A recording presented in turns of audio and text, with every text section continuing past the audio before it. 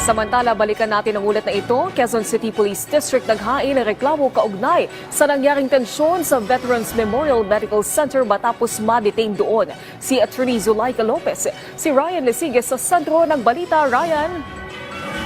Naomi, tama ka dyan. Formal na nang naghain ng reklamo sa Quezon City Prosecutor's Office ng Quezon City Police District o QCPD laban kay Vice President Sara Duterte. Mismong si QCPD Director Police Colonel Melesio Buslig Jr.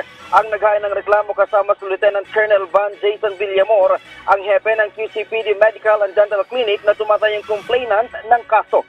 Ito'y may kaugnayan sa nangyaring tensyon sa House of Representatives at Veterans Memorial Medical Center kaugnay sa pagkakadetain doon ni Attorney Zulaika Lopez, ang Chief of Staff ng Pangalawang Pangulo. Kabilang sa mga kaso na sinampa ay grave coercion, direct assault at disobedience to authority.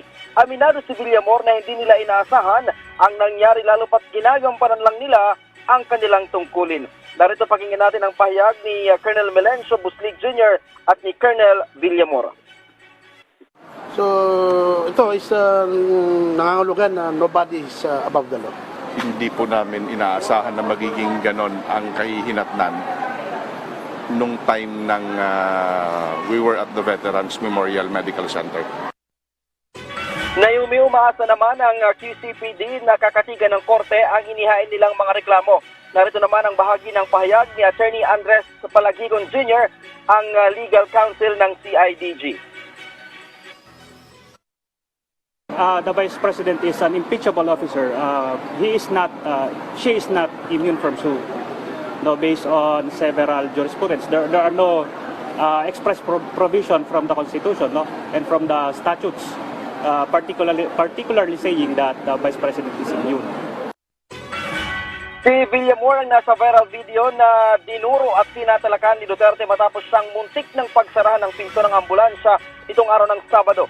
Ang Philippine National Police naman o PNP niyahanda na rin ang mga kasong maring isang palaban kay Vice President Sara Duterte, security personnel at iba pang staff, kabilang sa maring kaharapin ng kampo ng Pangalawang Pangulo ang paglabag sa Article 151 ng Revised Penal Code for resistance and disobedience to a person in authority at iba pang kasong administratibo. Partikular na tinutukoy ni Marbil ang video na pinagpapasapasahan ngayon sa social media kung saan makikita na tinutulak, hinaharas ang PNP doctor in charge na maaari daw inihainan ng reklamong direct assault.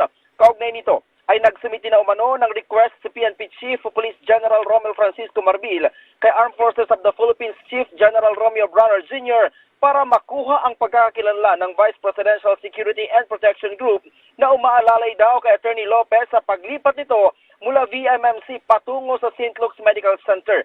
Sabi ni Marbil na sinisilip na rin ngayon ng CIDG ang mga kasong maaaring isampa kasabay sa paggiit na no one is above the law. Binigyan din pa ng hepe ng pambansang pulisya na kahit anong tangka ng hindi pagsunod sa mga otoridad ay malinaw na pagmamaliit sa integridad ng democratic institutions ng batas. Tiniyak naman ni Marbil sa publiko ang patas at masusing investigasyon. Yan ang munang pinakauling update mula dito sa Quezon City Police District. Balik sa iyo, Naomi. Maraming salamat, Ryan Lesiges.